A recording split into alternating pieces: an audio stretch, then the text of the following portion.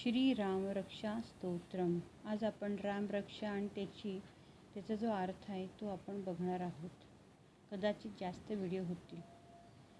श्री गणेशाय नमः. अस्य श्रीराम रक्षा स्तोत्रमंत्रस्य बुधकौशिक ऋषिः श्री सीतारामचंद्रो देवता अनुष्टुप्छन्दः सीता शक्तिः श्रीमद्हनुमानकीलकं श्रीरामचन्द्रप्रीत्यर्थे जपे विनियोगः. अथ ध्यानं ध्यायेदाजानुबाहुं धृतशरधनुषं बद्धपद्मासनस्थं पीतं वासोवसानं नवकमलदलस्पर्धिनेत्रं प्रसन्नं वामाङ्कारूढसीता मुखकमलमिलल्लोचनं नीरदाभं नानालङ्कारदीप्तं दधतमुरुजटामण्डनं रामचन्द्रम् इति ध्यानं.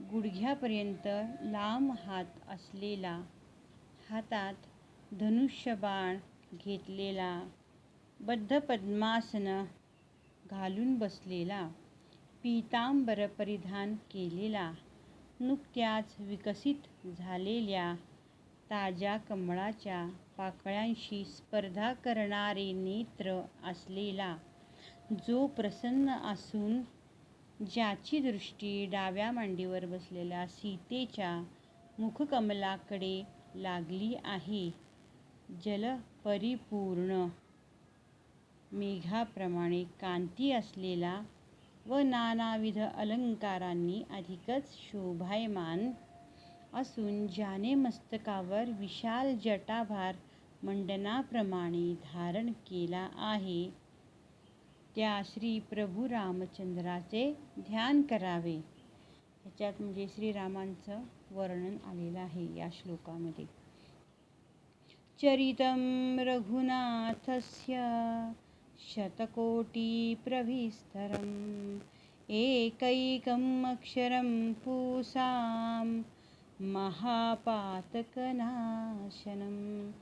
श्री प्रभू रामचंद्राचे चरित्र 100 कोटी श्लोकांनी वर्णन करण्या इतके विस्तृत आहे. त्याच्या चरित्रातील एक अक्षरसुद्धा मनुष्याच्या महापातकांचा नाश करण्यास समर्थ आहे. ध्यात्वा नीलोत्पलश्यामं रामं राजीवलोचनं जानकी लक्ष्मणोपेतं जटामुकुटमण्डितं. श्री रामप्रभूंचा वर्ण निळ्या कमळाप्रमाणे घननीळ आहे. डोळे कमळाप्रमाणे पाणीदार व विशाल आहेत. त्यांच्याजवळ सीता व लक्ष्मणही आहेत. मुकुटावर बांधलेल्या जटांनी ते शोभून दिसत आहेत. सासीतूण धनुर्बाणं पाणिं नक्तं चरान्तकं स्वलीलया जगत्रातुम् आविर्भूतम् अजं विभुम्.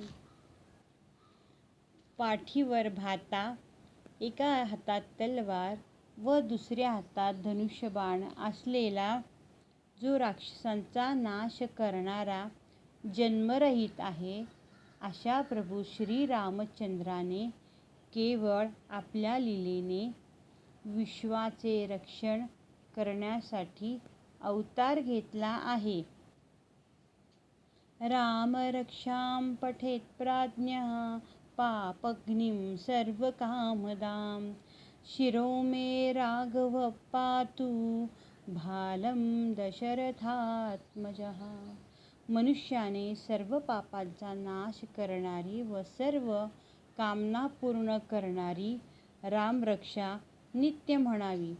त्यात वर्णलेला रघुवंशात जन्मलेला राम माझ्या मस्तकाचे रक्षण करो.